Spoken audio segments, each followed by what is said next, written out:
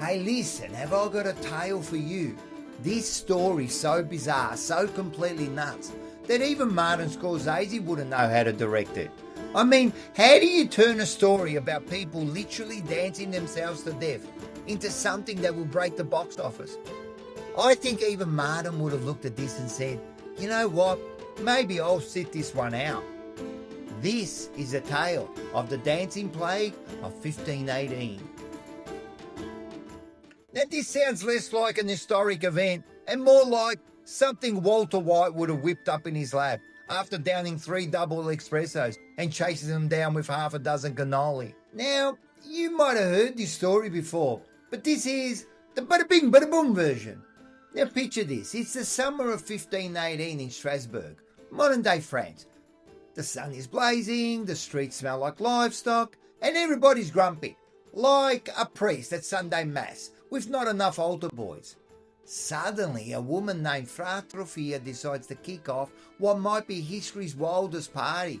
She starts dancing, and not just a little shuffle, this lady's moving like her feet are on fire. Just imagine Michael Jackson's Thriller dance routine, but in 1518.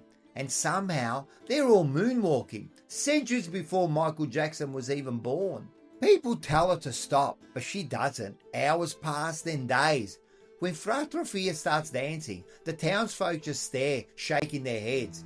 They figure she was just crazy. You know, like Uncle Luigi after too much of his homemade wine, twirling around like his Fred Astaire. But soon other people join her, and within a week dozens of people are out there all showing their best moves in the street. No one's clapping along, they're all too confused. Everybody's gone crazy. It's like Saturday Night Fever gone wrong, except instead of John Travolta strutting his stuff, you've got people dancing like they've never seen a mirror before.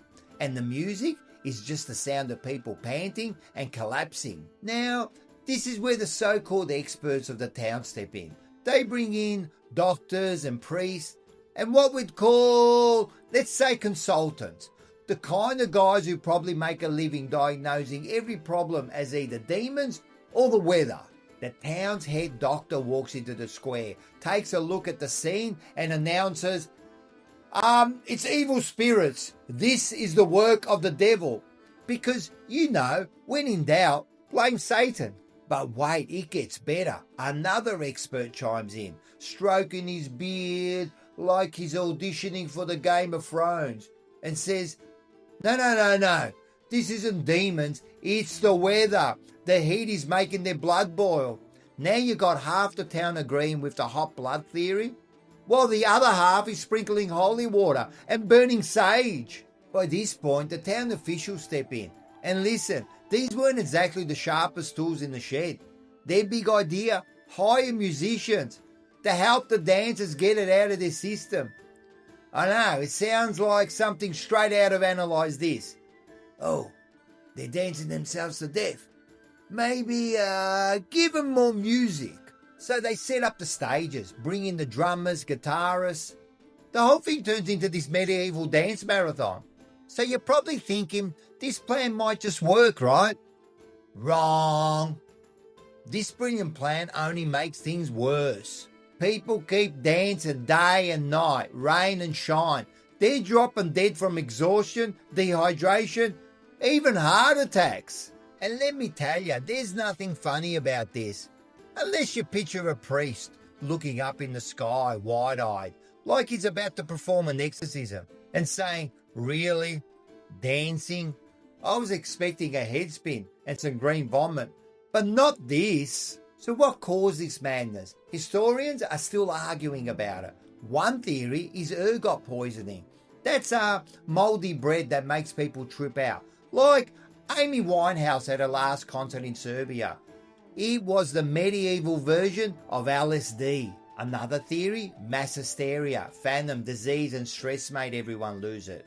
But honestly, all of them seem possible. But let's face it, nobody's coming to a sensible conclusion in a town where the solution to dancing too much is more dancing. Now here's a little fun fact.